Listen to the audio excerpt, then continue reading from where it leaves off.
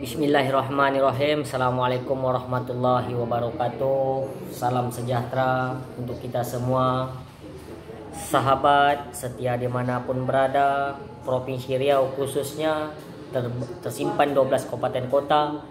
Di dalam 12 kabupaten kota itu hampir lebih kurang tersimpan masyarakat 6,5 juta jiwa.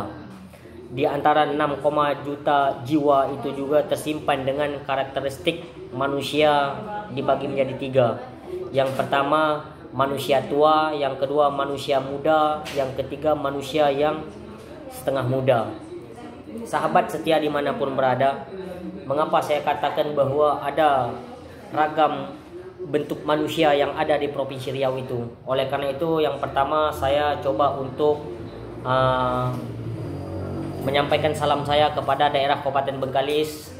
Kemudian saya menyampaikan daerah Kabupaten Kampar, daerah Kabupaten Rokan Hilir, daerah Kabupaten Rokan Hulu, daerah Kuansing, daerah Rokan Hulu, Inhil, Inhu, Pelalawan, ya, Meranti, Dumai. Ini daerah-daerah yang ada di Provinsi Riau. Namun sahabatku sekalian, ketika kita bicara soal 6,5 juta jiwa itu, kita bicara soal kepemudaan.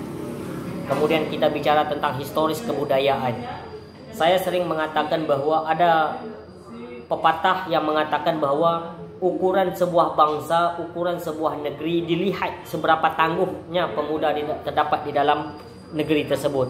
Sekiranya pemudanya cerdas, pemudanya tangguh, pemudanya disiplin, maka indikator terbesar di dalam sebuah negeri untuk punya kemajuan itu sangat besar pula.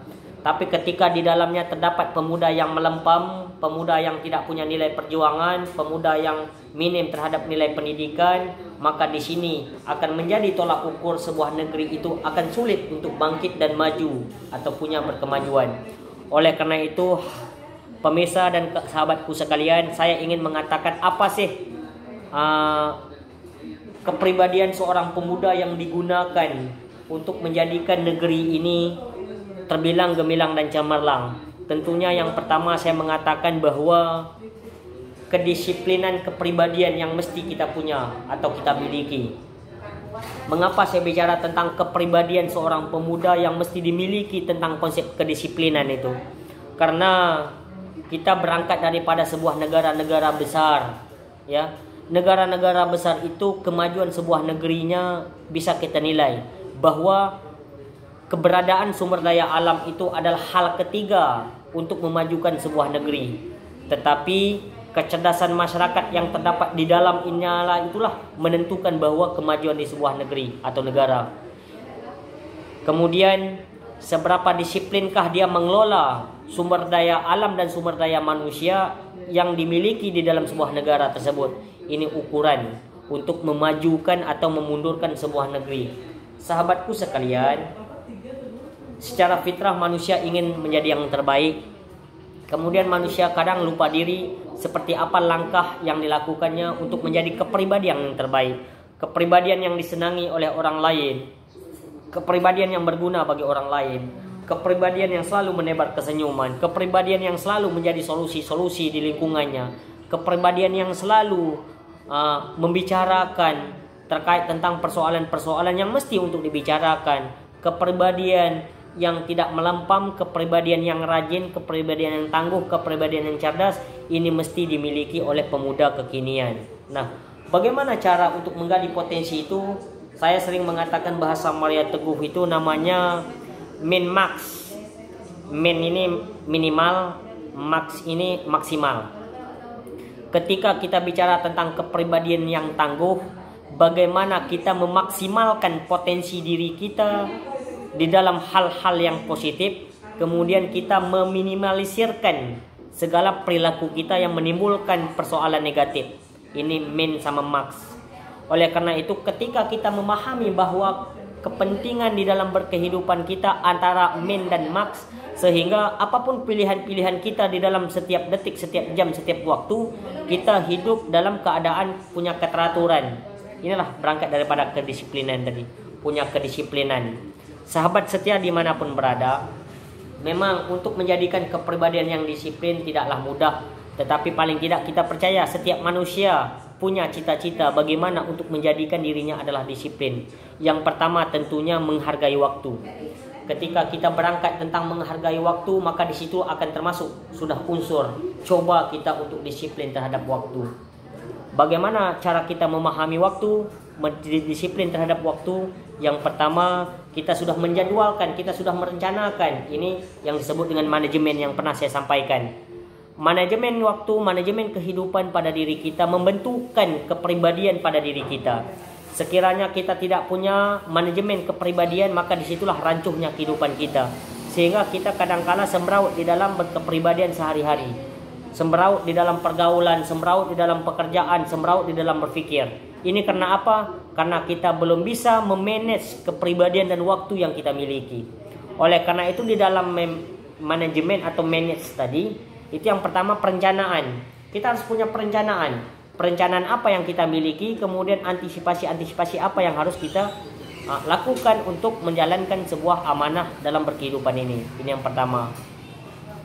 Kemudian yang selanjutnya yang kita punya adalah organizing. Setelah kita mempunyai kepribadian yang tangguh dengan perencanaan konsep yang kita miliki, kemudian kita mengorganisir, kemudian kita mengkelompokkan, menjadwalkan, mempolakan poin 1, poin 2, poin 3, poin 4. Program 1, program 2, program 3, program 4. Ini win-win solution. Organisir. Nah, ini makna daripada manajemen yang pernah saya sampaikan. Kemudian setelah kita ada perencanaan, organizing, kemudian kita ada yang namanya actuating. Actuating mengaktualisasikan segala kepribadian yang kita miliki untuk menentukan setiap langkah-langkah yang telah kita lakukan pemilihan tersebut. Pemilihan pada diri kita. Ini disebut dengan actuating. Kemudian kita kenal yang namanya controlling. Bagaimana setelah perencanaan telah kita lakukan, kemudian organizing sudah kita konsepkan, kemudian actuating sudah kita kerjakan, kita lakukan kontrol. Setiap pekerjaan yang kita lakukan kita kontrol, kita evaluasi sejauh mana indikator-indikator yang mendekati dengan konsep dan rencana yang kita miliki.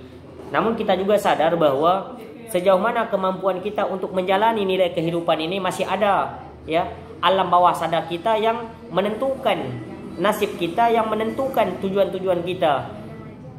Dalam filsafat keagamaan terkait tentang ada skenario orang lain atau skenario Tuhan dalam menentukan pilihan-pilihan hidup kita, ini hanya 1% di antara 99 itu. 1% inilah yang disebut dengan nasib. Kalau bahasanya takdir. Nah, takdir ini sebenarnya berangkat daripada, kalau dalam bahasa agama, ikhtiar. Setelah kita berdoa, kita bekerja, kemudian kita ikhtiar. Ini makna ikhtiar, inilah pasrah atas pekerjaan dan doa yang telah kita lakukan. Oleh karena itu Tuhan menyayangi setiap hambanya yang bekerja keras, kemudian sembari berdoa sambil mengingat Tuhan sebagai pemilik waktu dan pemilik dunia, sebagai pencipta makhluk yang ada ini, kemudian melakukan ikhtiar.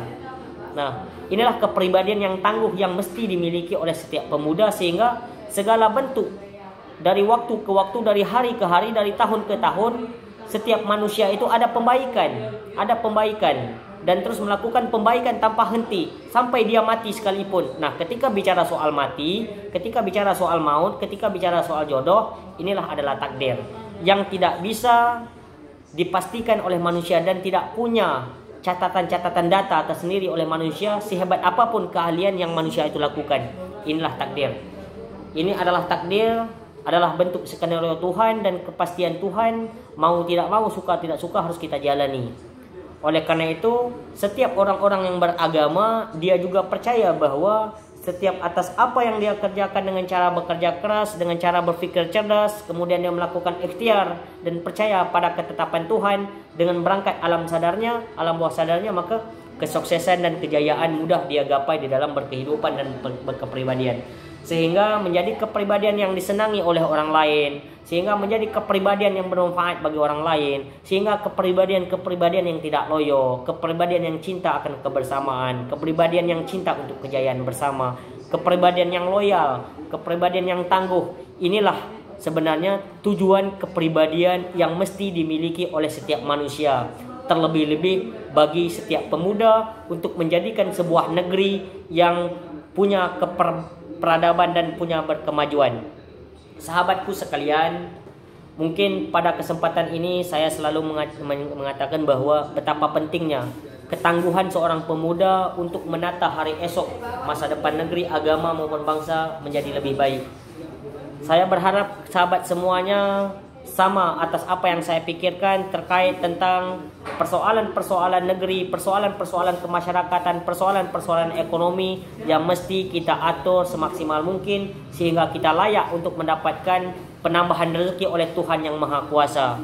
Hadirin sahabat sekalian, demikian atas katakanlah sungut-sungut saya pada hari ini. Billahi taufiq wal hidayah. Assalamualaikum warahmatullahi wabarakatuh.